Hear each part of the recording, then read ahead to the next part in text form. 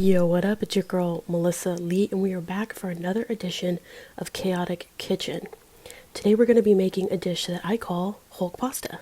I created this dish because I don't know if you guys are like me, but trying to get a kid to eat anything that's remotely healthy or a texture they don't enjoy is very, very hard. So I'm constantly finding ways to sneak in healthier food options into food I already know that they enjoy. Couple that with fibbing a little bit and saying it's just regular pesto. I'm not above telling a white lie to a kid when they're in the picky eating phase. And while I am fibbing a little bit, I am also educating them on healthier options as well as including them in cooking the food, because oftentimes if they have a hand in making the food, they're more prone to eat it. It's also all about branding, okay? So if you've got a kid that doesn't enjoy certain textures or they just refuse to eat certain vegetables, blending it up, steaming it, hiding it in the food, and naming it something that they enjoy is really the way to do it. So my sweet little nephew loves Hulk, Deadpool, all of those types of characters. So I decided to create this green pasta dish and name it Hulk pasta. Honestly, you can name it anything green. It's Christmas time, so we call it Grinch pasta. Whatever works for you, it's gonna work. So what I'm doing right now is I am cutting up this zucchini. You could pick broccoli if you like. You could also throw in some spinach, but I'm gonna be blanching this zucchini because it's just the quickest and easiest way to make it. So I'm getting a pot, and with blanching, it's very simple. You're just gonna put the food in when it's in the rolling boil, and then you're just going to cook it until it's tender. And really, you don't have to worry about overcooking it because we're just going to end up blending it in the sauce. Same thing with the slices that you're cutting it. I just picked slices that were all even shaped, so it cooked evenly. So once we get the water boiling and it's hot enough, what we're going to do is we're going to throw that zucchini in. And another thing that's important is once you have cooked this dish to your liking, excuse me, not this dish, but this vegetable to your liking, you're going to want to run it under cold water so it doesn't continue to cook. Again, like I said, I'm trying to find the easiest, quickest way to do this because this meal is something that's just supposed to be very simple. We don't need to overthink it. So with this dish as well is we're going to be hiding in some added protein. I'm going to be adding in tofu. Again, it's going to be blended into the sauce, so they're not going to taste shit. Another thing that you can do that's really cool if your kids enjoy red sauce is you can steam carrots, bell peppers, and you can throw that into your tomato sauce. Again, we're trying to make it very simple so you can steam or blanch these vegetables at the same time you're cooking your noodles. I once used to tell my niece, this little girl that I watch, and I once told her that cheese melts away when it's heated up. She couldn't stand cheese, couldn't stand milk. She just didn't like the taste of it, not realizing that she actually does like the taste of it. She just doesn't like solid cheese. She prefers it in a melty sauce. So I used to tell her, oh, don't worry. When it goes into the oven, it melts away. You don't have to worry about it. This is an example of me telling a little fib, okay? Obviously, we're not going to lie to them. If they ask us questions, we're going to be honest. But sometimes when kids are at a certain age, they don't fully understand all of these concepts. And it's really about getting them to enjoy food. On top of that, I'm not about to give these kids a hang-up and forcing them to eat foods they don't like, okay? We've got too many little girls and boys that just have a very skewed idea of what is healthy, a skewed idea of their bodies and what they're putting into it, and just, we've got to be careful. Getting brainwashed daily with social media and ads and all of these things, and so we have to do all that we can to infuse a positive relationship with their body. Here I am starting the water for our pasta, and one tip I learned that is very helpful is salt the water like the ocean, okay? You're going to be putting a decent amount of salt into the water. It's going to cook into the noodles, and you're not going to have to add as much salt into the actual pasta. Listen, does it make all that much of a difference? I think it does, but you don't have to do it. Anything I tell you on here, you don't have to fucking do it, okay? But you should, because it's good. So one thing that ended up happening when I made this pasta is I got my noodles from Target. First mistake. I know they're trying to do grocery stores in their Targets. It just isn't working. The noodles I picked, the second it got into that hot water, they started breaking apart. This is why I champion having shelf-stable ingredients in your pantry. It is so, so, so important. In case you make a mistake, you're going to have something else. So now I'm making the sauce. I've already gotten a pre-made pesto sauce. I just find that's a good base. And what I'm going to do here is I'm going to empty that, and I'm also going to add basil for more of a basil-y taste to the sauce.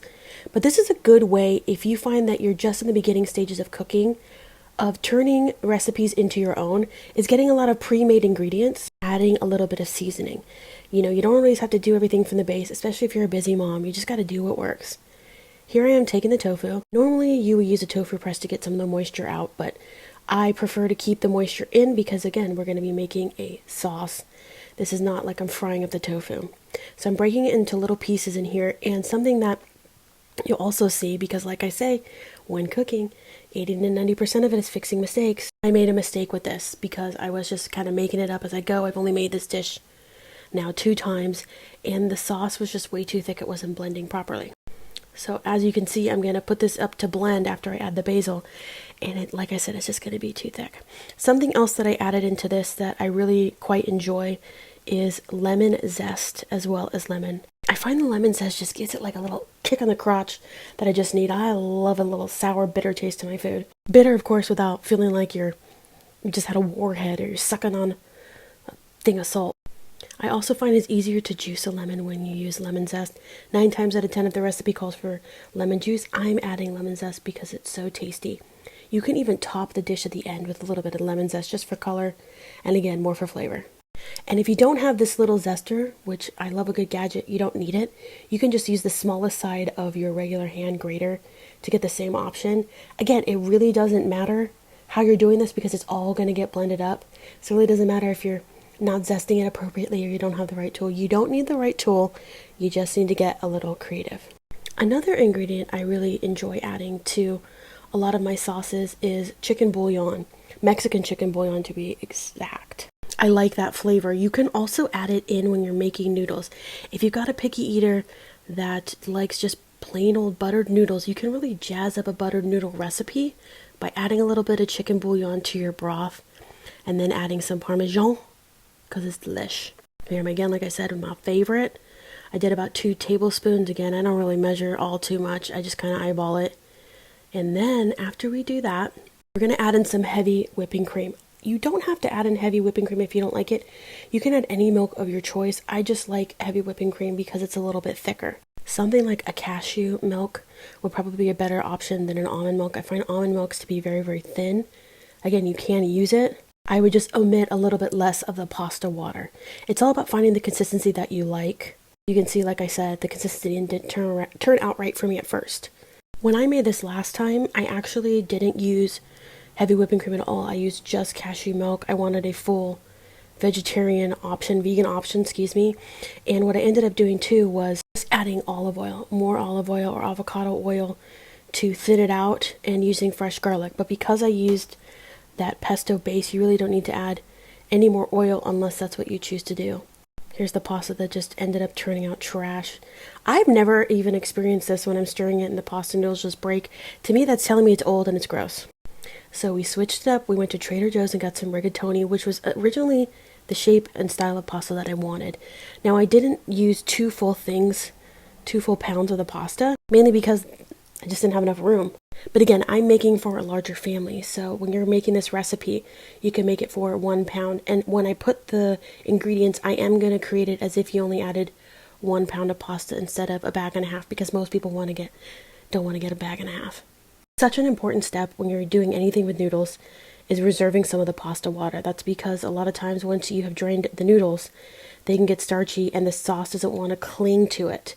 When you're adding this starchy pasta water into your base, into your sauce, what it's going to do is help the sauce attach to the noodles. You're also not going to have to keep adding a shit ton of sauce because the pasta just rejecting it. Now again, if you want an even greener type of sauce, you can add in some more spinach to really give it that Hulk color, but it's just not needed. As long as you just name it what he wants, he was fine with it. He being my nephew. Now, when you are now adding in the pasta, I like to put a little sauce in the bottom so I'm not just stirring to the high heavens, feeling like I'm churning some damn butter. We're going to pour some more on the top. I have again also tasted this sauce to make sure I enjoy the flavor. You get to add again whatever it is that you like for the seasoning. You're just making sure you're really incorporating it well. And something too that I like to do is I like to reserve a little bit of sauce at the end and just throw it on top. And if you want to get creative and you want to add even more protein, one of my favorite ways to sneak in protein is hemp seeds. You can throw that in when you're blending. You can even throw in a little bit of flaxseed, and that's just going to help everybody poop regularly, because really that's what we need, let me tell you. Worse than being backed up. Okay, after we've incorporated it, we're going to plate it. You can top it, like I said, with some lemon zest. This time I tried a little something different, and it was delicious. Oh my gosh, I could eat this a million times. Every freaking day. After I topped it with some Parmesan, and of course that extra sauce that I reserved, I added chili onion crunch from Trader Joe's. You don't have to use that blend, but I find it to be just a little bit more mild because we've got some Brits that can't handle too much spice. Honestly, if it's too hot for someone to enjoy it, what the frick is the point? So I'm topping it, yes, because it looks good, but also the flavor was just, chef's kiss, immaculate. Dish is amazing. Hope you enjoy it. Don't forget to subscribe. Bye!